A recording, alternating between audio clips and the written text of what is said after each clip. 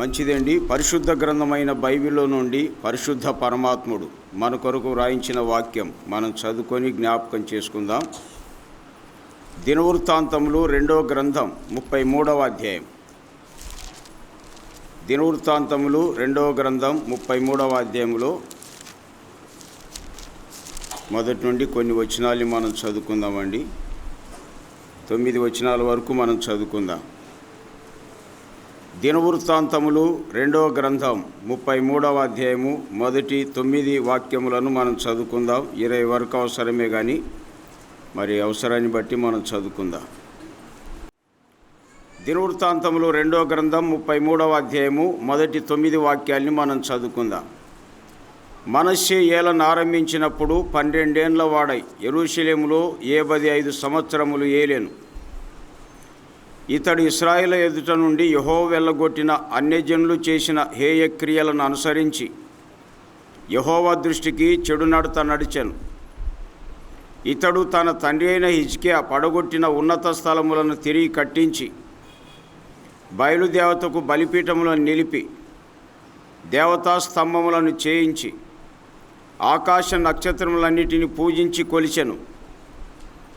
మరియు నా నామం ఎన్నటెన్నటికీ ఉండునని యెరూషలేమునందు ఏ స్థలమును గురించి యెహోవా సెలవిచ్చెనో అక్కడనున్న యెహోవా మందిరమందు అతడు బలిపీఠములను కట్టించెను. మరి యెహోవా మందిరపు 2 ఆవరణములలో అతడు ఆకాశ నక్షత్ర సమూహమునకు బలిపీఠములను కట్టించెను. బెన్ హిన్నోం లోయందు అతడు తన కుమారులను అగ్నిలో గుండా దాటించి ముహూర్తములను విచారించుచు మంత్రములను చిల్లంగితనమును వాడుక చేయు కర్ణ పిచాచములతోనూ సోదెగాండ్రతోనూ సాంగత్యం చేయుచు యెహోవా దృష్టికి బహుగా చెడు నడత నడుచుచు ఆయనకు కోపం పుట్టించెను. ఇశ్రాయేలు గోత్ర స్థానములన్నిటిలో నేను కోరుకొన్న యెరూషలేమునందు నా నామం నిత్యం ఉంచెదను. నేను మోషే ద్వారా నియమించిన కట్టడలను విధులను ధర్మశాస్త్రమంతటిని అనుసరించి నడుచుకుంటకై వారు జాగ్రత్త పడిన ఎడల మీ పితరులకు నేను కాయపరిచిన దేశం నుండి ఇశ్రాయేలును నేను ఇక తొలగింపనని దావీదుతోనూ అతని కుమారుని సొలొమోనుతోనూ దేవుడు సెలవిచ్చిన మాటను లక్ష్యపెట్టక ఆ మందిరమునందు మనష్షే తాను చేయించిన చెక్కుడు విగ్రహమును నిలిపెను. ఈ ప్రకారము మనష్షే యూదా వారిని యెరూషలేము కాపురస్తులను మోసపుచ్చిన వాడై ఇశ్రాయేలు ఎదుట ఉండకుండా యెహోవా నశింపజేసిన అన్యజనుల కంటెను వారు మరింత అక్రమంగా ప్రవర్తించినట్లు చేయుటకు కారకుడాయెను. సహోదరులారా, మనం చదువుకున్న వాక్య భాగం దినవృత్తాంతములు 2వ గ్రంథం 33వ అధ్యాయం మొదటి 9 వాక్యాల్ని మనం చదువుకున్నామండి. ఈ వాక్య భాగాల్లో మీరు ఎరిగినట్టుగా చాలామంది స్టడీ చేసే వాళ్ళకి సంగతులు తెలిసిన వాక్యం అన్నటువంటి దానికి అప్డేట్ ఉండదు. గుర్తుపెట్టుకోండి, ప్రతిదానికి అప్డేట్ ఉంటుంది. కానీ వాక్యానికి మాత్రం అప్డేట్ లేదండి. ఎన్నాళ్ళు చదివినా కొత్తగానే ఉంటుంది. అది చూడండి, ఎన్నాళ్ళు ఎప్పుడో రాయబడిన గ్రంథం అసలు ఇప్పటికీ మనిషికి అర్థం కాలే పూర్తిగా. దేవుని వాక్యానికి అప్డేట్ లేదు చూడండి. అసలు ఎప్పటికీ ఇది జీవము కలిగినటువంటిది. దీన్ని చదవాల కానీ మనసు పెట్టి చెవులార వినాల కానీ ప్రతి వ్యక్తి కూడా మనిషిగా మారిపోతాడండి. అసలు అంతా మరి శక్తి ప్రభావము దేవుని వాక్యములో ఉంది. చాలామంది పెద్ద పెద్ద బుక్కులు చదువుతుంటారు. మంచిగా చదవండి, అసలు బైబిల్ను చదవరు, మాది కాదంటారు. అందుకే ఆ మనిషి వల్ల ఇంట్లో కూడా నెమ్మది ఉండదే. బైబిల్ను ఎరగనటువంటి ప్రజలు వాళ్ళ జీవితాలు ఎవరికి నెమ్మది ఉండదండి. ఇంట్లో కూడా నెమ్మది ఉండదు, భార్యకి నెమ్మది ఉండదు, అంతా సమస్యే. కానీ బైబిల్లో ఉన్నటువంటి వాక్యాల్ని గ్రహించి బైబిల్లో ఉన్న దేవుని నమ్మినటువంటి వారు నెమ్మది ఉంటారు. వారి ఇంట్లో పిల్లలు నెమ్మది, భార్య అంతా నెమ్మదేనండి. వాస్తవంగా అయితే కష్టాలు ఉంటాయి కానీ అందులోనే మరి మేలు కూడా ఉంటుంది. ఇరుకులు ఉంటాయి, ఇబ్బందులు ఉంటాయి, కానీ విశాలత ఏర్పడుతుంది అండి. అసలు అలాంటి శక్తి ప్రభావం దేవుని వాక్యములు ఉంది అండి. కాబట్టి ఎవరైనా బైబిల్కు వేరుగా ముందు నువ్వు చదివినావా బైబిల్ అనండి, చాలా అంతే. బైబిల్ చదువుకున్నావా? నాకు తెలియదండి. తెలియకపోతే నీకేం తెలుసు? ఎట్లంటే ఎట్లా మాట్లాడేది ఒకటి తెలుసు అది. కాబట్టి దయచేసి కొద్దిగా బైబిల్లో ఉన్నటువంటి వాక్యాలు మనకి జన్మనిచ్చినటువంటి పరిశుద్ధ పరమాత్ముడు రాయించిన వాక్యాలండి. అది ఇంకిలాగా బైబిల్ మీద మాట్లాడాలంటే ఎన్నో ఉన్నాయి. ప్రపంచంలో ఉన్నటువంటి గ్రంథాలన్నింటిలో శ్రేష్టమైనది బైబిల్ గ్రంథం అండి. నేను మామూలుగా చెప్పడంలే. ఇప్పుడు ఈ బుద్ధి ఎందుకు వచ్చింది నాకు? చదువుకునేందువల్ల కాదు. ఈ బైబిల్లో ఉన్నటువంటి పరమాత్ముని నమ్ముకొని ఆయన చెప్పినటువంటి వాక్యాలు అర్థం చేసుకొని అనుసరించడం వల్లనే ఈ బుద్ధి వచ్చేసింది. లేకపోతే ఎక్కడి నుండి వచ్చేది మనకి బుద్ధి? మీరే ఆలోచన చేయండి. ఇప్పుడు ఎంతోమంది నమ్ముకున్నారు కదా, పెద్దవాళ్ళు చిన్నోళ్ళు అంతా చాలామంది నమ్ముకున్నారు. వాళ్ళ సాక్ష్యాలు అడగండి. ప్రభువులు లేనప్పుడు వాళ్ళ బుద్ధులు ఎట్లుండేది, ప్రభువుని నమ్మిన తర్వాత మీరే అడుక్కోండి, తెలుసది. కాబట్టి మనము మన కుటుంబాలు బాగుపడాలనుకుంటే ఖచ్చితంగా బైబిల్లో ఉన్నటువంటి దేవుణ్ణి మనం తెలుసుకోవాలా.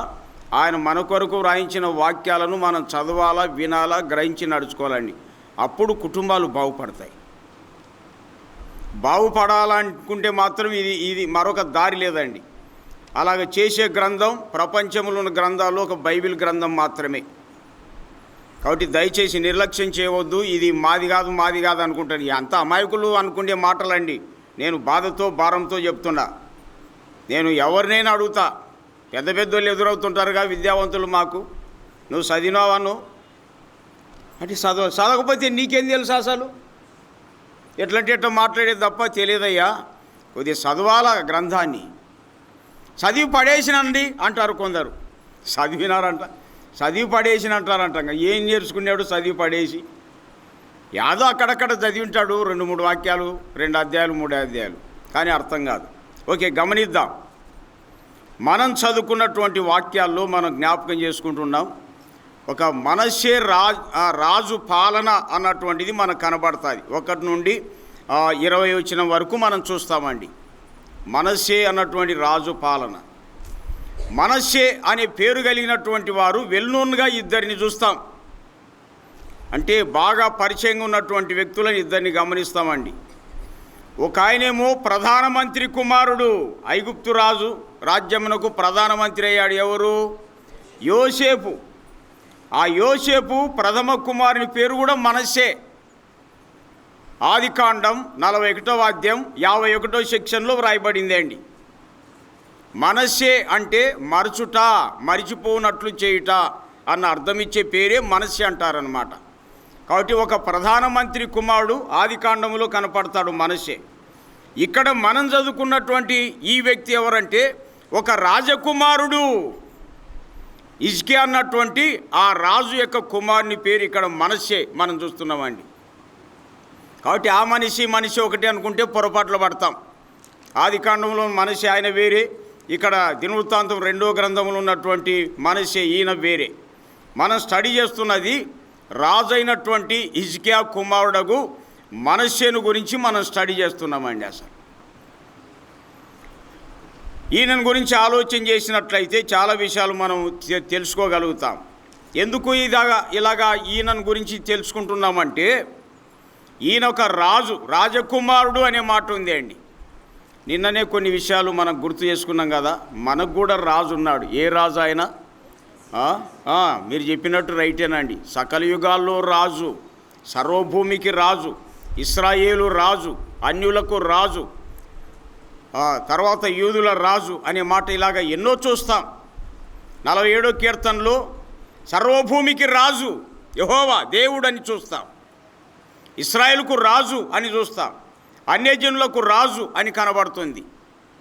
అలాగునే జఫన్యా గ్రంథం ఇశ్రాయేలు రాజు సైన్యములకు అధిపతి యెహోవా అని 3:15లో కూడా మనం గమనిస్తామండి. ఆయన సకల యుగాల్లో రాజుగా ఉన్నాడు అనే మాట తిమోతి పత్రికలో చూస్తాం.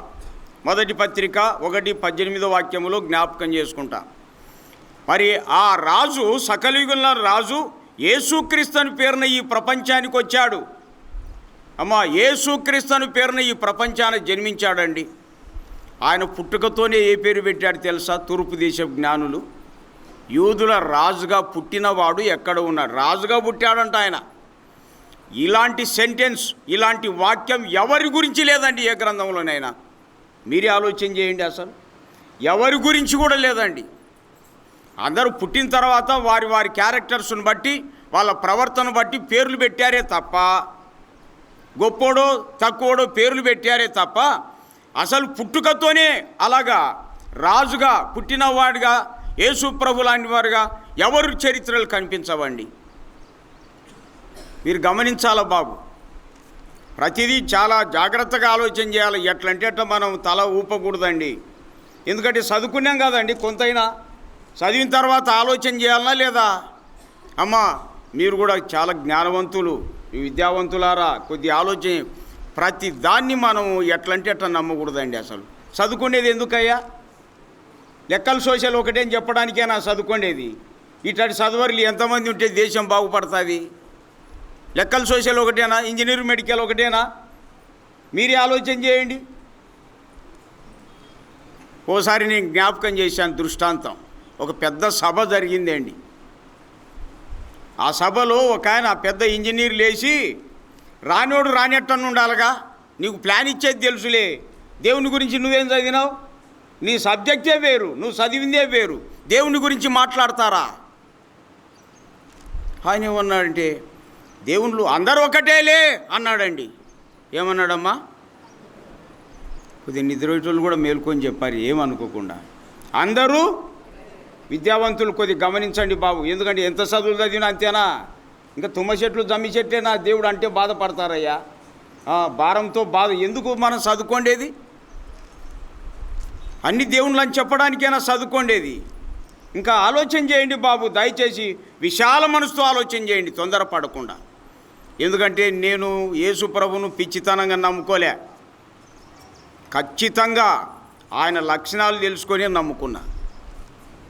అది చూడండి. అందుకనే ఎవరితోనే యేసు ప్రభు లాంటి వ్యక్తిని ఒక్కరిని చూపించండి చాలా, అంతే. ఒక్కరినే, ఏ గ్రంథంలోనైనా ఏ చరిత్రలోనైనా మీ ఇష్టమే. మనందరి పరిశుద్ధ పరమాత్ముడు ఆయన. మరి దేవుని గురించి తెలియకుండా అందరూ ఒకటేలే అని చెప్పినాడు. చెప్తే ఆ సభలో ఉన్న ఒక వ్యక్తికి రాత్రి చలిజ్వరం వచ్చింది. ఏ జ్వరం బాబు? చలిజ్వరం వచ్చే బాధతో అట్లే ఉండి తెల్లవారినాక ఇంజనీర్ దగ్గర పోయినాడు ఉదయమే. ఆయన తలుపు తీసినాడు. అమ్మ వింటున్నారా? వినేవాళ్ళు విందురుగాక, విననులని వాళ్ళు వినకుండా ఉందురుగాక. గాకంటే ఏమన్నారా? కొద్దిగా వినండి అమ్మా, ఎందుకంటే చాలా కీలకమైంది. నిన్నటి నుండి నేను మొత్తుకుంటుండా, ఎవరు చెప్పినా 5 రోజులు 10 చెప్పాల్సిందే, మీ ఇష్టం. ఏమండి, నిజమా కాదా బాబు? కొద్దిగా గమనించండి నాయన. ఎవరు చెప్పినా 5 రోజులు 10, మీ పులిందలే చెప్తారా? మొత్తం అంతా అంతేనా? నిజంగా చెప్పారు, మీరు అబద్ధాలు ఆడరు. మొత్తం ప్రపంచం అంతా అంతేనా చెప్పేది బాబు?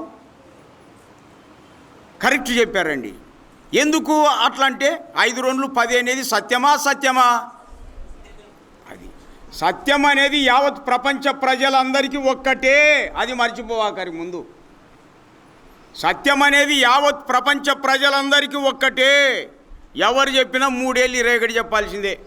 మేము గొప్పలమన్నా, మా మతం గొప్పది, మేమంతా గొప్ప అని చెప్పాడు. 3 ఏళ్ళు 20 కాదా, 3 ఏళ్ళు 30 అని చెప్తే మార్కులు వచ్చాయి నీకు ఇంతకీ? సత్యం అందరికి ఒకటేనండి. కాబట్టి దయచేసి ఆలోచించాలా. నేను ఎందుకు ఇవన్నీ చెప్తున్నా అంటే, సత్యదేవుడు అందరికీ ఒక్కడే ఉండేది మీకు తెలియకపోతున్నారు అంతే. మీరు చదివింది లేదు, వినింది లేదు, తెలియకపోతున్నారు. గొర్రెల్లాగా అంటారు దాన్ని. తెలియకపోతున్నారే తప్ప వాస్తవ సత్యాలు లేవు. కథలు వింటే మీ కర్మలు ఎట్లా పోతాయండి? ఓకే, కాబట్టి వాస్తవ సత్యం తెలియక అందరూ ఒకటే అన్నప్పుడు చలిజ్వరం వచ్చిందిగా ఒక వ్యక్తికి. పొద్దునే ఇంజనీర్ దగ్గరికి వెళ్ళాడు, తలుపు తీసా. ఏమో ఇంత అర్లీ మార్నింగ్ వచ్చావు అంటే, సార్ రాత్రి నాకు చలిజ్వరం వచ్చింది, అందుకే నీ దగ్గరికి వచ్చినంటే. ఈయనేమన్నాడు? చలిజ్వరం వచ్చే ఎక్కడికి వెళ్ళమన్నాడు? నిన్న ఏం చెప్పినావు సాయంత్రం? అందరూ ఒకటే అన్నావుగా, డాక్టర్ ఇంజనీర్ అందరూ ఒకటే అన్నావుగా. కాబట్టి ఏం చేస్తావు? చేయసరికి ఆ ఇంజనీర్కు చెమటలు పుట్టినాయి మొత్తం విధంగా. ఇట్లాంటి తిక్క మాటలలో మాట్లాడతారా దేవుని గురించి? పిచ్చి మాటలలో ఎట్లా బాగుపడతారు అసలు? ఎంత చదువులు చదివినా పిచ్చి మాటలు మాట్లాడితే నువ్వు బాగుపడవు, నీ మాటలు వినేవాళ్ళు కూడా బాగుపడరు. దేవుడు అంటే ఏమనుకున్నారండి అసలు? అందరికీ ఒక్కడే పరిశుద్ధుడు, ఆయన సత్యవంతుడు అనే మాట ఉంది. ఆ సత్యవంతుడే క్రీస్తు యేసు అని పేరుని ఈ ప్రపంచానికి వచ్చి నేనే సత్యం అన్నాడండి. నేనే సత్యం అంటే ఇంకొకరు ఉన్నారేమో చెక్ చేసుకునేగా. మీరు గ్రంథాలు చదవపోతిరి, వినకపోతిరి, ఇంకా ఎట్లా అర్థమవుతుంది బాబు సత్యవంతుడైన దేవుడు? అది కూడా జ్ఞాపకం చేశాను. పోలీస్ స్టేషన్ల మీద, కోర్టు ఆఫీసుల మీద సత్యమేవ జయతే అని రాసింటారుగా. చదివినారా బాబు ఎప్పుడైనా? సత్యమేవ జయతే అంటే ఆ సత్యమే జయమని దాని అర్థం. మరి ఎవరు ఆ సత్యం? ఏది ఆ సత్యం? యేసుక్రీస్తు ప్రభువే. అది చూడండి రహస్యం. దేవుడే క్రీస్తుకు వచ్చేసాడు, ఆయన్నే సత్యం బాబు. యేసుక్రీస్తు ప్రభులో విశ్వసిస్తే వారు సత్యములు ఉంటారు, వారి జీవితాలు జయ జీవితం అవుతాయండి. రహస్యం అది. ఇప్పుడు చూడండి, నాకు కూడా నోరు ఉంది అబద్ధం ఆడడానికి సశమీరం మనసు ఒప్పడం లేదండి. ఎందుకంటే ఆ సత్యములు ఉన్నందువల్ల ఆ జయం అనేది వచ్చేస్తుంది అండి. అసలు ట్రైన్లో ఒక ఆయన సుమారు 5-6 ఏళ్ల క్రితం కాబోలు ఒక 500 ప్యాకెట్ ఏటీఎం కార్డు, ఒక ప్యాకెట్ మొత్తం ట్రైన్లో బాత్రూమ్ మర్చిపోయినాడు. అది నాకు దొరికింది. నేను పోయి శుభ్రంగా సీట్లో కూర్చుంటే ఎవరు అడగరు. ఇంకా అది ట్రైన్ ఆగింది కాబట్టి నేను వాకిటి కానీ ఉన్నా. ఎందుకంటే ఎవరు పోగొట్టుకున్నారు, రాని వస్తారని ట్రైన్ కదిలేంత వరకు ఉన్నానండి. కానీ ఆ అబ్బాయి ఒక ఆయన పరిగెత్తుకుంటూ వచ్చినాడు. అన్న లోపల మర్చిపోయిన ఏమన్నా దొరికింది అంటున్నాడండి. ఏమేం పోగొట్టుకున్నావంటే చెప్పినాడు. అయ్యా నీకోసమే నేను ఇక్కడ నిలబడ్డా కాబట్టి నువ్వు తీసుకో అని చెప్పి అప్పగించాను. ఈ బుద్ధి ఎట్లొచ్చింది నాకంటే సత్యమైన యేసుక్రీస్తు ప్రభులో ఉన్నందువలన నాకు ఆ బుద్ధి వచ్చింది. 500 కాదు, 5 లక్షలున్నా మా ఆశించే బుద్ధే లేదండి. అసలు అట్లా పెట్టాడు మైండ్ నాకు. 500 కాగితం ఏ కాగితం మన కింద పడితే నేను వంగి తీసుకొని కాలుతోనే తీసుకుంటా. కారణం ఏంటంటే డబ్బులను మనం తయారు చేస్తాం కానీ మనల్ని అవి తయారు చేయలేవు. తెలుసా? మీరు తెలియక సెల్యూట్ కొడతారు, కింద పడితే ఇటు అనుకుంటారు. ఇదంతా అమాయకత్వం అంటారమ్మా. దయచేసి తెలియక ఉన్నాంలేండి, ఏం బాధపడాక ఇప్పుడన్నా తెలుసుకోరి. డబ్బులకు ఎన్నడే కానీ సెల్యూట్ కొట్టకూడదు. చూడండి ఎందుకు ఇవన్నీ వచ్చేస్తున్నాయంటే సత్యం అన్నటువంటి యేసుక్రీస్తు ప్రభులు ఉంటే మన జీవితాలన్నీ జయ జీవితాలు అవుతాయి బాబు. అది రహస్యం. లోకం మీద, సాతాను మీద, శరీరం మీద, పాపం అన్ని ప్రతి విధమైన దుర్వ్యసనాల మీద మనకు జయం వచ్చేస్తుంది అండి సత్యములో అని యేసు ప్రభులు ఉంటే. కాబట్టి యవనస్తురాలు పెద్దలు చిన్నలు ఇది గమనించాలని ప్రేమతో మనవి చేస్తున్నా. మంచిదండి. ఆ సత్యవంతుడైనటువంటి దేవుడు వ్రాయించిన వాక్యాలను, ఎన్నో చరిత్రలను మనం చదువుకుంటున్నాం. మంచిదండి. కాబట్టి సత్యవంతుడైన యేసుప్రభుని నమ్ముకొని కుటుంబాలతో, పిల్లలతో మంచిగా జయ జీవితం జీవించాలని, లోకం విడిస్తే సదాకాలం ఆయనతో కూడా ఉంటామండి. ఒక్క యేసుప్రభులు ఉన్న వాళ్ళకే పాప క్షమాపణ, పరలోకం ఉండి, తక్కిన వాళ్ళకి ఎవరికి లేదండి. చట్ట ప్రకారం తేల్చి చెప్తా, ఒక్క యేసుప్రభులో ఉన్న వాళ్ళకి మాత్రమే పాప క్షమాపణ, దేవుని రాజ్యం ఉంది బాబు. అమ్మా తక్కిన వాళ్ళకి ఎవరికి లేదండి. ఎందుకండి అంటారేమో. మీరు ఎవరిని నమ్ముకున్నారో వారు పరలోకం చేరినట్టు ఆధారాలు ఉన్నాయా? అది కావాలా. మీరు ఎవరిని నమ్ముకున్నారో వారు పరలోకంలో చేరినట్టు ఎక్కడైనా ఆధారం ఉందా? ఊరికే కథలు వింటున్నారా? కాబట్టి అమ్మా మీకు అందరూ సెల్యూట్ కూడా చెప్తున్నా, దయచేసి మరొక దారి లేదండి. మనందరికీ ఒక్కటే సత్యం. ఆ సత్యదేవుడు క్రీస్తుకు వచ్చాడు. ఆ పేదోళ్ళు వాళ్ళు నమ్ముకుంటే మనమేమనుకుంటున్నామంటే వాళ్ళది వీళ్ళది అనుకుంటున్నాం. వాళ్ళది వీళ్ళది అంటే అయ్యా 5 2 10 మనమే చెప్తామా, వాళ్ళు కూడా చెప్తారని అడగండి, అప్పుడే తెలిసిపోతుంది అంతే. కాబట్టి ప్రియులారా, యేసు ప్రభువుని నమ్ముకుంటేనే పరలోక రాజ్యం ఉండేది. పాపక్షమాపణ, పరలోక రాజ్యం. ఆయన ఒక్కడు మాత్రమే భూమండలం నుండి పరలోకానికి ప్రత్యక్షంగా వెళ్ళినవాడు. మనం వాక్యములో జ్ఞాపకం చేసుకుంటాం ప్రియులారా. చూస్తూనే 500 మంది ఎక్కువైనటువంటి వారు కనబడుతూనే ఆయన వెళ్ళిపోయాడు. ఆయన పరలోకం చేర్చబడ్డాడని లూకా 24:51 మనం చూస్తాం. మంచిదండి. మరి ఆ దేవుణ్ణి నమ్ముకొని ధన్యులు కావాలని ప్రేమతో మనవి చేస్తున్నామమ్మా. మరొక దారి లేదు, అన్నీ చెప్పడానికి వీలు కాదు. మనం చదువుకున్న వాక్యాన్ని జ్ఞాపకం చేసుకుందాం.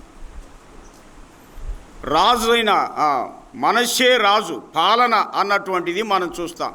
ఈయనను గురించిన చరిత్ర ఇంకా ఎక్కువ కనబడాలంటే రాజులు 2వ గ్రంథం 21వ అధ్యాయము మొదటి 18 వాక్యాలు చదవాల. ఆ తర్వాత ఇర్మియా గ్రంథం 15వ అధ్యాయం 4వ వచనంలో కూడా ఈ మనష్షే పేరు అక్కడ చెప్పడం జరిగింది అండి. కాబట్టి బైబిల్లో ఉన్నటువంటి ఈయన గురించిన వాక్య భాగాలు మనం స్టడీ చేస్తే ఈయన చరిత్ర ఏమిటో మనకు అర్థమైపోతుంది. రాజులు 2వ గ్రంథంలో 21వ అధ్యాయం మొదటి 18 వాక్యాలు, ఇక్కడ దినవృత్తాంతములు 2వ గ్రంథం 33 మొదటి 20 వాక్యాలు, ఇర్మియా గ్రంథం 15వ అధ్యాయం 4వ వాక్యం చదివితే ఈయనను గురించినటువంటి వివరాలు కొన్ని మనకు తెలుస్తాయి. మీరే ఆలోచన చేయండి. అసలు మంచిదండి. నేను యువజన జ్ఞాపకం చేస్తున్నా, 1 నుండి 9 వాక్యాల వరకు మంచితనం మరిచిపోయిన మనష్షే రాజు అంటారండి. మంచితనం మరిచిపోయిన మనష్షే రాజు అంటారండి. తర్వాత 10వ వాక్యం నుండి 13వ వాక్యం వరకు మనం చూస్తే మారు మనసు పొందిన మనష్షే రాజు అంటారండి. మారు మనసు పొందిన మనష్షే రాజు అంటారు. తర్వాత 14 నుండి 19వ వాక్యం వరకు, 14 నుండి 19 వాక్యం వరకు మంచి పనులు చేసిన మనష్షే రాజు అంటారండి. మంచి పనులు చేసిన మనష్షే రాజు. ఆ తర్వాత 20వ వాక్యం మంచిగా నిద్రించిన లేక మరణించిన మనష్షే రాజు అంటారండి. 20వ వాక్యంలో మనం చూస్తాం. ఇవి ఈ అధ్యాయంలో ఉన్నటువంటి లేక ఈయన చరిత్రలో ఉన్న ముఖ్య భాగాలు. మళ్ళీ జ్ఞాపకం చేస్తున్నా, మొదటి 9 వాక్యాల్లో మంచితనం మరిచిపోయిన మనష్షే రాజు, 10 నుండి 13 వాక్యాల వరకు మారు మనసు పొందిన మనష్షే రాజు, 14 వచ్చిన నుండి 19 వరకు మంచి పనులు చేసిన మనష్షే రాజు, 20 వాక్యములో మంచిగా నిద్రించిన లేక మరణించిన మనష్షే రాజు అంటారండి. ఈ రాజు గురించినటువంటి ముఖ్య భాగాలు జ్ఞాపకం చేసుకుంటున్నాం. మరి రాజు చరిత్ర ఎందుకు జ్ఞాపకం చేసుకుంటున్నామో ముందుగానే కొద్దిగా జ్ఞాపకం చేశాం. మన రాజు యేసుక్రీస్తు ప్రభు. యేసుక్రీస్తు ప్రభులో ఎవరైతే విశ్వసించారో వారు దేవుని దృష్టిలో వాక్యానుసారంగా ఆత్మీయంగా వాళ్ళు రాజులైపోయినారు. కానీ ఏ రాజ్యం మనం ఏలడంలే, కానీ ఏలే దినాలు రాబోతున్నాయి ప్రియులారా. ఇది మాత్రం వాస్తవమే. భవిష్యత్తులో రాబోతున్నాయి. ఈ లోకములో యేసు ప్రభు నమ్మిన వాళ్ళంటే మామూలు లోకం ఏమీ లెక్క పెట్టదు, గౌరవించదు. కానీ ఒకరోజు దినాలు రాబోతున్నాయి.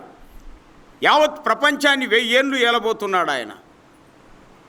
కాబట్టి ఆ దినాలు వచ్చేంత వరకు మనం సహించాల్సిందే, అందరి రక్షణ కోసం ప్రయాసపడాల్సిందేనండి.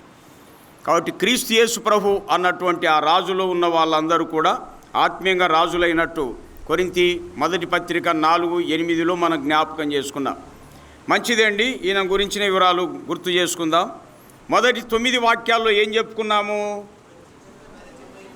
మంచితనం మర్చిపోయిన మనష్షే రాజు. అది ఈవేళ క్రీస్తు యేసు అన్నటువంటి ఆ రాజును బట్టి విశ్వాసులందరూ కూడా ఏమైనారు తెలుసా? ఇప్పుడే చెప్పాను, కొరింథీ మొదటి పత్రిక 4:8 చదువుతారా ఏమనుకో. 4:8లో విశ్వాసులు కూడా, ప్రభులో ఉన్న వాళ్ళు కూడా దేవుని చిత్త ప్రకారంగా ఆయన వాక్యానుసారంగా ఏమైనారనింది అక్కడ. కొరింథీ మొదటి పత్రిక 4:8 బాబు. తృప్తులైతిరి,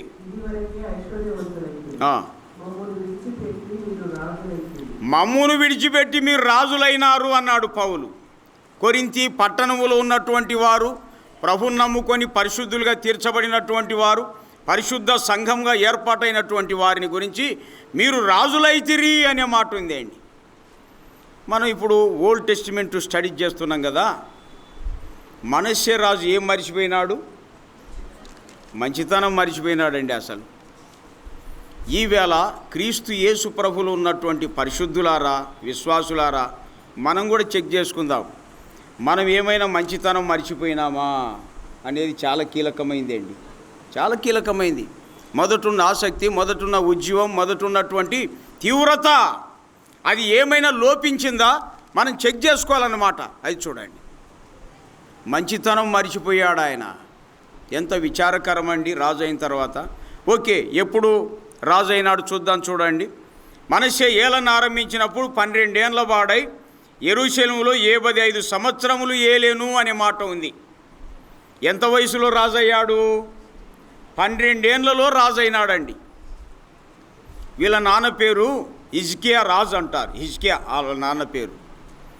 వాళ్ళ నాన్న 25 సంవత్సరాల్లో రాజై 29 సంవత్సరాలు ఏలుబడి చేసినాడండి. అంటే 25 ప్లస్ 29 ఈజ్వల్ ఎంత అవుతుంది? 54 కదా, అది 54 అవుతుందండి. 54 సంవత్సరాలు మంచిగా వాళ్ళ నాన్న పాలన చేశాడు. యూదా దేశాన్ని యెరూషలేం కేంద్రంగా చేసుకొని పాలన చేశాడండి. అయితే 54 ఏళ్ళలో ఏమైంది తెలుసా? ఆయన బాగా స్థిరపడ్డాక మనసులో కొద్దిగా గర్వించటం వల్ల దేవుడు ఏం చేశాడు తెలుసా? ఆయనకు ఒక వ్యాధిని సిద్ధంపరిచినాడు. చూడండి, చరిత్రలో కనపడుతుంది. మనకి ఏమొచ్చినా something we did wrong against him, అది చూడండి. మనకి ఏమొచ్చినా కానీ ఏదో ఒక సంథింగ్ చేసింటే, ఒకవేళ నిష్కారణంగానే వచ్చింది అనుకోండి, దేవుడు పరిపూర్ణంగా బాగు చేస్తాడు, అది మాత్రం ఖాయం. కానీ ఎట్టి పరిస్థితుల్లో మనకు బలహీనతలు వచ్చాయని వెనకబడొద్దండి. అసలు అది మనకు దూరమగునుగాక. అది ఇక్కడ జ్ఞాపకం చేసుకుంటున్నాం. మంచి రాజు కొంత హృదయములో మనసులో గర్వించుట వల్ల దేవుడు బలహీనతను పంపించాడు. ప్రవక్త అయినటువంటి యెషయా గ్రంథం 38వ అధ్యాయంలో చూస్తాం. ప్రవక్త వెళ్ళి ఏమన్నాడు తెలుసా? హిజ్కియాతో అన్నాడు, నీవు మరణమవుతున్నావు, బ్రతకవు, నీళ్ళు చక్కబెట్టుకో అన్నాడండి. రాజు కదండి, ఆయన బలం ఉంటుంది ఏమైనా చేయడానికి. కానీ ఆయన ఏం చేశాడు తెలుసా? ప్రవక్త, నువ్వు మరణమవుతున్నావు, బ్రతకవు, ఇల్లు చక్కబెట్టుకుంటే ముందు నువ్వు జావుపు అంటాం మనమైతే. ఆయన చూడండి, ఆత్మను కలిగిన వాడు, దైవభయం గలవాడు కాబట్టి ఖిన్నుడైపోయాడు. ఖిన్నుడైపోయి లేచి మరి కులబడ్డాడు. మనకు వివరాలు పూర్తిగా లేవు, కానీ మొత్తం మీద ప్రవక్త అయిన యెషయా చెప్పిన మాటను స్వీకరించి గోడ తట్టు తిరిగాడండి. అసలు గోడ తట్టు తిరిగాడంటే గోడకు ఎక్కడో చోట మూల ఉంటుందా ఉండదా? అది పొడుగ్గా ఉండదు, ఎక్కడో చోట మూల ఉంటుంది. గోడ తట్టు తిరిగాడంటే ప్రభు తట్టు తిరిగాడని దాని అర్థం. మూలరాయి అని యేసుప్రభు పేర్లలో అదొక పేరు, మూలరాయి అంటారు చూడండి. తలకు మూలరాయి ఆయన. కాబట్టి మూలరాయి కలిగినటువంటి గోడ తట్టు తిరిగి కన్నీళ్లు విడిచి ఏడ్చాడు ఆయన. ప్రభువా యెహోవా, కృపతో యథార్థంగా నేను ఎట్లా ప్రవర్తించినానో చేశాను, కృపతో జ్ఞాపకం చేసుకో అని కన్నీళ్లు పెట్టి ఏడ్చి ప్రార్థన చేస్తే వెంటనే దేవుడు ప్రవక్త అన్నాడు, ఇంకా 15 సంవత్సరాలు ఆయుస్తున్నాను చెప్పు అతనికి అన్నాడు. ప్రవక్త వెళ్ళి అదే మాట చెప్పాడు. అయ్యా, కన్నీళ్లు విడిచే దేవుడు చూచాడు, నీ ప్రార్థన విన్నాడు, ఇంకా 15 సంవత్సరాలు ఆయుషిస్తున్నా అన్నాడండి. ఈ 15 సంవత్సరాలు మీరు గమనించండి. ఈ 15 సంవత్సరాల్లోనే ఈ మనసే పుట్టాడు అని, అది చూడండి రహస్యం. ఈ 15 సంవత్సరంలో మనసే పుట్టాడు. మొత్తానికి ఆలోచన చేసుకుందాం. ఈ 15 సంవత్సరాలు అంటే మొత్తం పాలన ఎన్ని జరిగింది? 54 సంవత్సరాలు పాలన చేశాడండి. ఇక్కడ మనసే పుట్టాక రాజు అయిన తర్వాత ఎంత వయసు ఉంది ఇతనికి? 12 ఏండ్లు. 54లో 12 తీసేస్తే 42 ఏండ్లు వస్తాయి. 42 ఏండ్ల వయసులో ఈ మనసే పుట్టాడండి. అది రహస్యం. ఇతడు రాజు అయ్యేసరికి అతడు హిజ్కియా చనిపోయే సమయానికి ఈ మనసే 12 ఏండ్ల వాడైనాడనమాట. అది చూడండి. అందుకనే మరణస్థితిలో 42 ఏండ్లలో పిల్లవాడిని కన్నాడు. పిల్లవాడు పెరిగి 12 ఏండ్ల వయసు వచ్చేసరికి రాజైన హిజ్కియా నిద్రించినాడు. కాబట్టి 12 ఏండ్ల అబ్బాయిని తీసి ఏం చేశారంటే ప్రతిష్ఠించి పట్టాభిషేకం చేసేశారు. ఇక రాజకుమారుడు వాళ్ళ నాన్న ఎంత మంచోడో సరిగ్గా గ్రహించాడు. ఎందుకంటే చిన్న వయసే కదా, సరిగ్గా గ్రహించలేదండి. అసలు ఏం చేశాడు తెలుసా? రాజు కదండి, రాజు కాబట్టి అధికారం ఉంది, సైన్యం ఉంది, బలం ఉంది, ఏం చేసినా చెల్లుతుంది. అసలు ఎవరేం చేయలేరు ఇంకా. అందుకని చిన్న వయసులో అతడు రాజ్యానికి వచ్చాడు. ఎన్ని సంవత్సరాలు వెళ్ళినాడు? 75 సంవత్సరములు యూదా దేశాన్ని పాలించాడండి. ఈయన పాలించినన్ని సంవత్సరాలు ఏ రాజు కూడా పాలించలే. చూడండి ఎట్లా దేవుడి ఏర్పాటు. ఎప్పుడైతే రాజు అయి సింహాసనం మీద కూర్చున్నాడో తాను గొప్పవాడయ్యాక మంచితనం అంతా మర్చిపోయినాడండి. చూడండి ఎంత విచారము. ఇవాళ దేవుని పరిశుద్ధులారా, మనం రాజులమయ్యాం క్రీస్తు యేసు ప్రభులో. మనకెంత స్వాతంత్రం ఉంది తెలుసా? పెద్దలు చిన్నలు ప్రతి ఒక్కరూ ప్రేమిస్తారండి. ప్రతి ఒక్కరూ మా ఇంటికి రండి అంటుంటారండి. పెద్ద పెద్ద మేడలు, చిన్న గుడిసెలు, ఎంతోమంది వాళ్ళ ఇల్లును అప్పగిస్తారండి. అసలు అప్పుడు రాజులమైన మనం ఎట్లుండాలా? మంచితనంగా ఉండాలా? మర్చిపోవాలనా? మంచితనం అనేది ఉండాలి. కానీ ఈయన మర్చిపోయినాడండి. దేవుడు రాజ్యంలోని ప్రజలను అప్పగిస్తే ఏం చేశాడు తెలుసా? మంచితనం మర్చిపోయి దేవుని దృష్టిలో బహుగా చెడ్డవాడైపోయాడు. ఒకటి, దేవుని దృష్టికే చెడ్డవాడు అనే మాట మనకి 2వ వచనంలో మనం చూస్తాం. తర్వాత వాళ్ళ నాన్నకు వ్యతిరేకంగా చేశాడు, అది 3వ వచనంలో మనం చూస్తాం. యూదా దేశానికి ఆయన కీడు చేసినట్టు మనం 9వ వచనంలో మనం గమనిస్తాం. యూదా ప్రజలందరికీ, అలాగునే అక్కడ యెరూషలేం ప్రజలందరికీ ఆయన కీడు చేశాడు, వారికి మోసం చేశాడండి అసలు. ఇక ఇలాగా వరుసగా మనం చదువుకుంటూ వెళితే మొత్తం మీద అన్యజనుల కంటే ఎక్కువగా అక్రమంగా ప్రవర్తించడానికి ఈ మనష్షే రాజే కారకుడైపోయినాడండి. దేన్ని పూజించకూడదో వాటినే పూజించాడు. చూడండి, తర్వాత దేవునికి కోపం పుట్టించాడు. ఎందుకు కోపం? చాలా పనులు ఉన్నాయి, కానీ 6వ వాక్యం చదువుతారా? ఇంకా దేవుని దృష్టిలో బహుగా చెడు నడత నడిచి కోపం పుట్టించడం అంటే ఏం చేస్తే పరమాత్మునికి కోపం వస్తుంది, ఏం చేస్తే ఆయన దృష్టిలో మనం చెడ్డవాళ్ళంగా ప్రవర్తించినట్లు కనబడుతుంది అనేది గుర్తిస్తాం. 6వ వాక్యం చూస్తారా బాబు?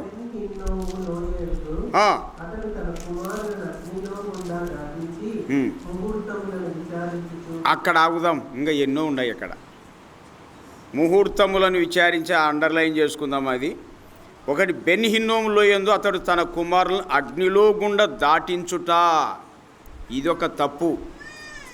రెండోది ఏంటంటే ముహూర్తములను విచారించుట, రెండో తప్పు. మూడోది ఏంటి? మంత్రములను, తర్వాత చిల్లంగితనమును, వాడుక చేయి కర్ణపిశాచములతోనూ సోదెగానతోనూ సాంగత్యము చేయుచు యెహోవా దృష్టికి బహుగా చెడు నడత నడుచు ఆయనకు కోపం పుట్టించను అనే మాట ఉందండి. ఇప్పుడు బాబు అమ్మ మీకు అందరి సెల్యూట్ కూడా చెప్తున్నా. చాలామంది బైబిల్ స్టడీ చేస్తుంటారు, చాలామంది సేవకులు ఉన్నారు, పెద్దలు ఉన్నారు. ఇక్కడ కాదు, మీరంతా మంచిగా బాగా తెలుసుకునే కాడికి బాగా తెలుసుకుంటున్నారు. ఇక్కడ ముహూర్తములను విచారిస్తూ ఉన్నాడు అనే మాట ఉందండి. ఇక్కడ దొరుకుతాం మొత్తం అందరం.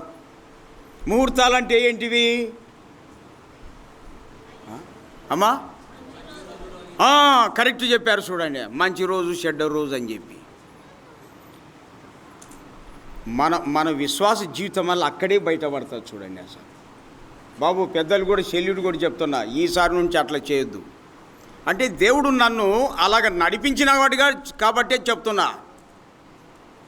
మా పిల్లలకి అసలు ఇవి తెలియవు, మంచి దినాలు తెలియవు, చెడ్డ దిన ముహూర్తాలు అసలు తెలియవండి. మీరు గృహప్రవేశాలు చేసినా, పెళ్ళిళ్ళు జరిగించినా, ఇంకోటి స్పెషల్ కూడికలు ఏమన్నా ఏర్పాటు చేసుకున్నా, మంచి దినాలు చెడ్డ దినాలు చూస్తున్నారా లేదా? అందరు కాదు, కొందరు.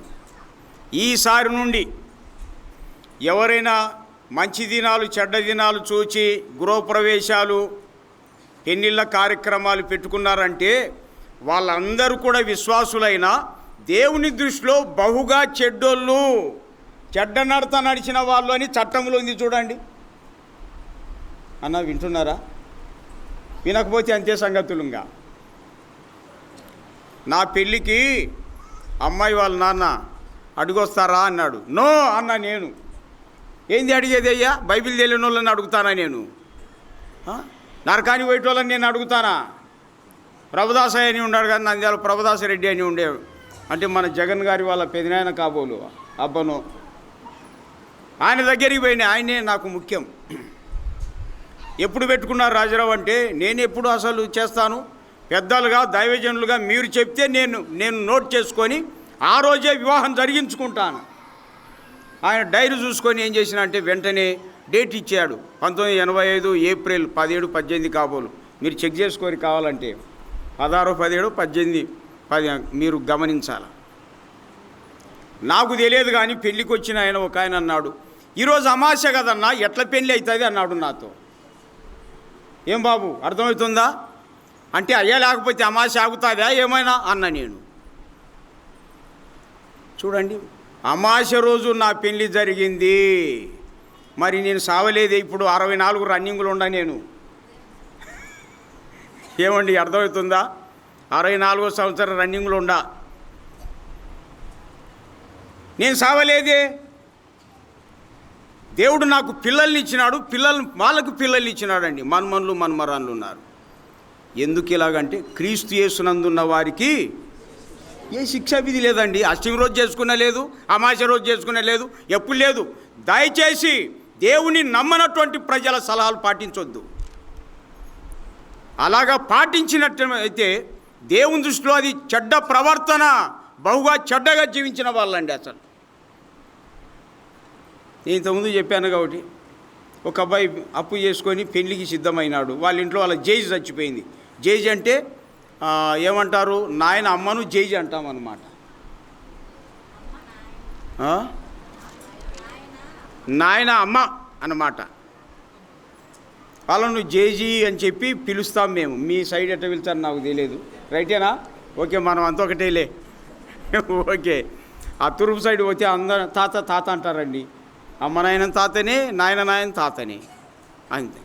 ఓకే, ఏదో అబ్బాయి వచ్చినాడు. అబ్బాయి వస్తాడు, పెళ్లి చేసుకుంటాడు. పరిశుద్ధం అనేది నాకు తెలియదండి, ఎందుకంటే వాళ్ళు దూరంగా ఉన్నారు అసలు. కాకపోతే ఆశతో వచ్చినాడు కాబట్టి చేయాలని నాకు మనసు. ఎట్లా చేయాలో అట్లా ఇట్లా అంటున్నాడండి. మా జేజి చచ్చిపోయింది అంటున్నారు, అప్పులు చేసి తెచ్చిపెట్టుకున్నా. ఇంకా ఇది అంటురా చేసుకోకూడదు అన్నారంట. ఇంకా ఎవరై చెప్పిందంటే పలానోళ్ళని. కాదు చేసుకోవాలంటే 5,000 ఇస్తే ఎన్ని వేలు చూడండి. డబ్బులు ఇచ్చే అంటుండదు, డబ్బులు ఇవ్వకపోతే అంటూ. చూడండి లోకం ఎట్లా చెప్తాదో. మీరు ఆడికి అందుకే మీ మనసును చూసే చేయి చూసి చెప్తా అని వస్తారు. చూడి, మీ ఊరికి వచ్చారా రారా?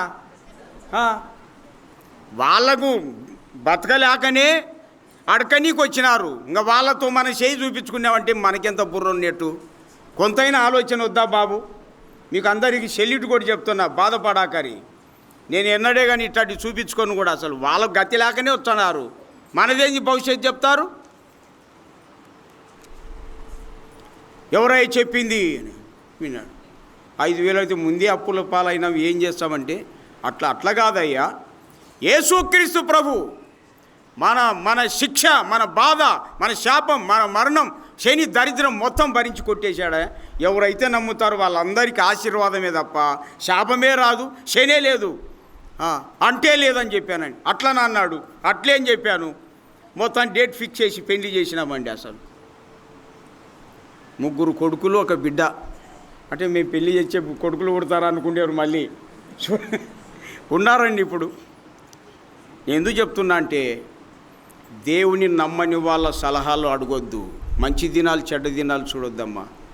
మన ప్రభువు మన కోసం మరణించాడు. ఆయనలో ప్రతిదీ అభ్యంతరం లేకుండా చేస్తాడు. ఇరుకుల్లో విశాలత కలగజేస్తాడు. శాపమా ఆశీర్వాదంగా మారుస్తాడు. తెలుసా? వాక్యములు ఇవన్నీ ఉన్నాయండి. ఈ మనష్షే రాజు ఇది చూడండి ఎట్లా చేశాడు. ముహూర్తములను విచారించుట, మంచితనం మర్చిపోయి చెడ్డవాడైపోయినాడు. చూడండి, దేవుని దృష్టిలో చెడ్డవాడు, తండ్రి దృష్టిలో చెడ్డవాడు, ప్రజల దృష్టిలో చెడ్డవాడు, దేశ ప్రజలందరి దృష్టిలో చెడ్డవాడైపోయినాడండి. ఆయన దేవుడు ప్రేమ గలవాడు కాబట్టి ఇలాంటి చెడ్డవాడినటువంటి ఈయనకు వర్తమానం పంపిస్తూ వచ్చాడండి. 10 నుండి 13 వరకు మనం చూస్తున్నాం. మరొకటి ఏం చెప్పుకున్నాం? మారు మనసు పొందిన మనష్షే రాజు అంటారు. చూడండి, దేవుడు ఎంతో చూశాడు. వర్తమానం పంపితే వర్తమానం లక్ష్య పెట్టలే. వెంటనే దేవుడు ఏం చేశాడు తెలుసా? 11వ వాక్యం. కాబట్టి యెహోవా అష్షూరు రాజు యొక్క సైన్యాధిపతులను వారి మీదికి రప్పించానని 11వ వాక్యములో మనం చూస్తున్నాం. మనష్షే తప్పించుకొని పోకుండా వారు అతన్ని పట్టుకొని గొలుసులతో బంధించి అతని బబులోనుకు తీసుకొని పోయిరి అనే మాట ఉంది. చూడండి, మంచితనం మర్చిపోతే మంచివానిగా చేయాలని దేవుడు వర్తమానం పంపితే లక్ష్య పెట్టలేదండి. అందుకని అశ్షూరు సైన్యాన్ని రేపినాడు, పంపించాడు. వాళ్ళేం చేశారు, ఈ రాజు తప్పించుకొని పోకుండా అతన్ని బంధించారు, గొలుసులతో కట్టేశారు, బబులోనుకు తీసుకొని వెళ్ళారు. చూడండి, ఒక రాజు బంధింపబడ్డాడంటే రాజు భార్యల సంగతి ఏంటి, రాణుల సంగతి మీరు ఆలోచన చేయండి. రాజ్యం పోయినా సమస్యలే, కానీ భార్యలు పోతే ఎంత సమస్య మీరు ఆలోచన చేయండి. బబులోనుకు తీసుకొని వెళ్ళారు మనష్షేను. అక్కడ ఎంత శ్రమ అనుభవించాడో ఏమో మనకు తెలియదు, కానీ మొత్తం మీద మనం చదివితే ఆ సందర్భాల్ని బట్టి చెప్పొచ్చు. 12వ వాక్యం, అతడు శ్రమలో ఉన్నప్పుడు తన దేవుడైన యెహోవాను బతిమాలుకొని తన పితరుల దేవుని సన్నిధి తాను బహుగా తగ్గించుకొని ఆయనకు మొరలిడగా ఆయన అతని విన్నపములను ఆలకించి యెరూషలేమునకు అతని రాజ్యంలోనికి అతన్ని తిరిగి తీసుకొని వచ్చినప్పుడు అన్నమాట. ఆ శ్రమల్లో కన్నీళ్లు విడిచాడు, తాను తగ్గించుకున్నాడు. ఎంత తగ్గించుకున్నాడేమో, చాలా తగ్గించుకున్నాడండి. దేవునికి మొరపెట్టాడు, బ్రతిమలాడినాడండి. అసలు ఎన్ని మాటలతో బ్రతిమలాడాడో మనకు తెలియదు అసలు. కానీ ఈ సందర్భం చదివితే మళ్ళీ దేవుడు ఏం చేశాడు తెలుసా, బబులోన్ నుండి యెరూషలేముకి తీసుకొని వచ్చి మళ్ళీ సింహాసనం మీద కూర్చుండబెట్టాడండి. మనకైతే it is highly impossible to do so. అది చూడండి, అసలు ఇది ప్రపంచంలో ఏ మానవునికైనా అసాధ్యమైన విషయం అండి ఇది. కానీ దేవుని దృష్టిలో తగ్గించుకొని కన్నీళ్లు విడిచి బ్రతిమలాడాడో దేవుడు చూడండి, అసాధ్యమైన సంగతిని సాధ్యంగా మార్చేసినాడండి. కాబట్టి బాబు, మనకు దొరికిన అద్వితీయ సత్యదేవుడు మనుషులకు చేత కానివి ఆయనకు చేతనైతాయండి. అంటే అది చాలా ముఖ్యమైనటువంటిది. అంతే, మనుషులకు కానిది, మనుషుల చేత కానిది ఆయనకు సాధ్యమవుతుందండి. రహస్యం అది ప్రియులారా. ఈయన కూడా చూడండి, నేను ఇది స్టడీ చేసినప్పుడు ఆశ్చర్యం అనిపించింది. ప్రభువా, అసలు ఈయన మళ్ళీ యూదా దేశానికి యెరూషలేముకి సింహాసనానికి వచ్చి రాజు కావాలంటే ఇది మనుషులతో పని కాదే అని చెప్పి అనిపించిందండి. కానీ ఎప్పుడైతే చూడండి మనసు మార్చుకున్నాడు, ప్రార్థన చేశాడు, దేవుడు యథాస్థితిలో ఉంచిపెట్టాడండి. ఆయన మారు మనసు పొందిన మనష్షే రాజు అంటారు చూడండి. మారు మనసులో ఎంత మేలుందో చూడు బాబు. అసలు మారు మనసు, దేవునిలో ఎవరైతే మారు మనసు పొందుతారో వారిని దేవుడు మంచి స్థితిలో ఉంచబోతున్నాడు. అది అందుకే అంతటా అందరూ ఏం పొందాలని తెలుసా, అపోస్తుల కార్యాలు 17:30లో అంతటా అందరూ మారు మనసు పొందాలా, మనసు మార్చుకోవాలండి. ప్రభువా, తెలియక ఎన్నెన్నో నేను మనుషుల మాటలు విని నష్టపోయినాను అని చెప్పి. అసలు మీలో చాలామంది ప్రభులో లేనటువంటి వాళ్ళు మీ కష్టార్జితం వల్ల నష్టం చేసేస్తుంటారండి. అసలు మీ కష్టార్జితం వల్ల నష్టమే చేసేస్తుంటారు.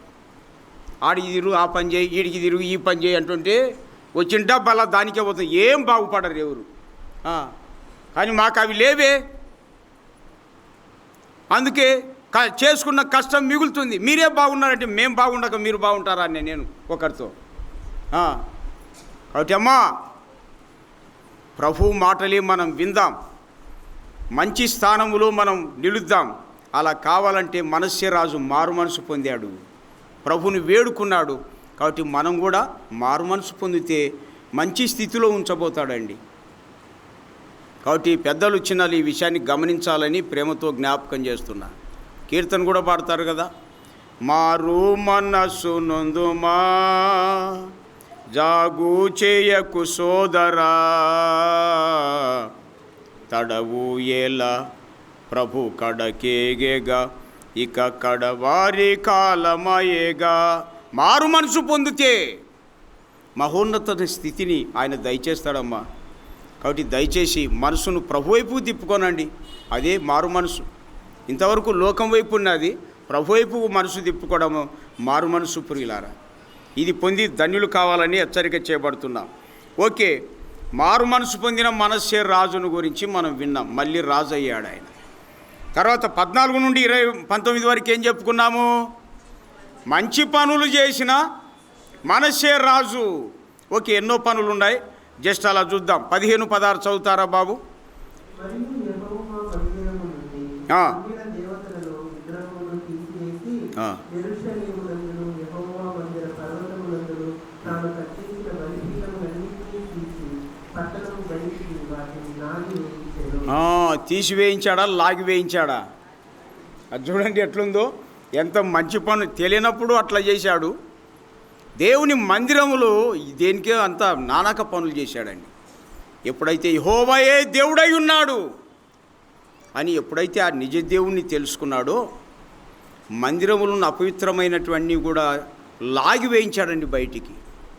సరే, ఆ రోజు అక్షర సంబంధమైనటువంటి మందిరం. ఈవేళ దేవుని మందిరం ఎవరండి? కొరింథీ మొదటి పత్రిక 3:16 ప్రకారం మనమే ఆయన మందిరం. మనమే ఆయన మందిరం. సంఘమే ఆయన మందిరం. ఒక్కొక్క వ్యక్తి మందిరం అయి ఉన్నాడండి. కాబట్టి ఆయన మందిరమైనటువంటి మన హృదయములు అపవిత్రమైనవి ఉన్నాయా లేదా? ఉన్నాయి. ఎక్కడ? మార్క్స్ వార్త 7:21 సెక్షన్ కాబోలు 7:21లో లోపల నుండి వచ్చేటివన్నీ చెప్పాడండి. లోపల ఏమున్నాయి? అన్ని దురాలోచనలు, రకరకములైనటువంటి ఆలోచనలు ఉన్నాయి. వీటన్నిటిని మనం ఏం చేయాలి? మారు మనసు పొందిన మనము లాగి వేయించాలండి. తీసివేయించండి, లాగి మీ ఇష్టం, అంతే. యాజ్ యు లైక్ ఇట్, అంతే. చూడండి, ఆ రోజుల్లో మారు మనసు పొందిన మనస్సే రాజు తాను చేసినటువంటి అపవిత్రమైన విషయాలన్నీ కూడా దేవుని మందిరంలో నుండి బయటికి లాగి వేయించినాడండి. ఎంత మంచి పని చేశాడు చూడండి. ఈవేళ దేవుని మందిరమైన మన హృదయాల్లో కూడా, మన మనసులో చాలాసార్లు ఎదుటివారి మేలును ఓర్వలేని ఒక చెడ్డ మనసు ఉంటుంది. ఎదుటివారి క్షేమాన్ని సహించలేనటువంటి మనసు ఉంటాయి. ఇవన్నీ చెడ్డవి. లోపల ఉండకుండా ఏం చేయాలండి? లాగి వేయించాలా. అంత దేవుని మనిషి రావాలండి. ఆయన స్వభావము, ఆయన ప్రేమ, ఆయన జాలి, ఆయన కనికరం, ఆయన మందిరమైనటువంటి మనలో ఉండాలి ప్రియులారా. అది ముఖ్యమైనది. తర్వాత 16వ వాక్యం. ఇదిగాక 33:16 బాగు చేసి అర్పించుచు ఇంకా చూడండి, యూదా వాళ్ళందరికీ, యాజకులకేమి ప్రజలకేమి యెహోవానే సేవించాలని చెప్పడం కాదు, ఆజ్ఞ జారీ చేసినాడండి. అసలు ఎంత మంచి పని చేశాడో చూడండి. చాలా మంచి పనులు చేసినటువంటి మనస్సే రాజు. మనం కూడా తెలియనప్పుడు కొన్ని ఆయనకు విరోధం చేస్తాం కాబోలు. ఏం చేయాలో తెలిసింది. ఇప్పుడు మారు మనసు పొందాం కాబట్టి మన జీవితంలో ఎప్పుడు మంచి పనులే జరగాల, మందిరంలో జరగాల, మనుషుల మధ్య మంచి పనులే జరగాలండి. అది ఆ తర్వాత మనం జ్ఞాపకం చేసుకుంటున్నాం. ఆఖరుగా 20 వాక్యానికి ఒక అంశం చెప్పాం. ఏం చెప్పాం? మంచిగా నిద్రించిన మనసే రాజు అంటారండి. రాజులు 2వ గ్రంథం 21వ అధ్యాయం 18 వాక్యములు కూడా ఇదే వాక్యమే. ఇక్కడ కూడా 33:20లో ఇదే వాక్యం. మనస్సే తన పితరులతో కూడా నిద్రించి తన నగరనందు పాతి పెట్టబడెను. అతని కుమారుడైన ఆమోను అతనికి మారుగా రాజాయను. చూడండి, భయంకరమైనటువంటి పనులు చేసిన ఈ వ్యక్తి ముగింపు మంచిగానే అయిపోయిందండి. అసలు మంచిగా నిద్రించిన మనస్సే రాజు అని వాక్యములో జ్ఞాపకం చేసుకుంటున్నాం ప్రియులారా. కాబట్టి మన ప్రభు రాకమునిపే లోకములు ఉండగానే ఆ వేళ ఆయన రాజు, ఈవేళ దేవుని వాక్యానుసారంగా ఆత్మీయంగా మనం రాజులం. కాబట్టి ఎవరైనా మంచితనం మర్చిపోతే ఇప్పుడైనా మనసును మార్చుకొని మంచి కార్యాలు జరిగించడం అవసరమైంది. ఆ తర్వాత జీవితం ముగింపు ఎంత మంచిగా ఉందో ఇక్కడ మనం జ్ఞాపకం చేసుకుంటున్నాం. ఇక ప్రభు కూడా ఏం చేస్తాడు తెలుసా? తనలో మారు మనసు పొంది మంచి కార్యములు చేసినటువంటి వారిని తగిన కాలమందు ప్రభు ఆయన్ని పిలుస్తాడు ప్రియులారా. మనకి ఈ వాక్యాలని క్రొత్త నిబంధనలో మనకు కనబడతాయి. కాబట్టి ప్రభు వచ్చేంత వరకు లోకములో జీవించినంత కాలం ఆయన యందు రాజులమైనటువంటి మనం కూడా ప్రభు వచ్చేంత వరకు లోకములో జీవించినంత కాలము మంచి పనులతోనే యాత్రను సాగించాలని హెచ్చరిక చేయబడుతున్నాం. ప్రభు ఈ వాక్యాలు మనకై దీవించునుగాక.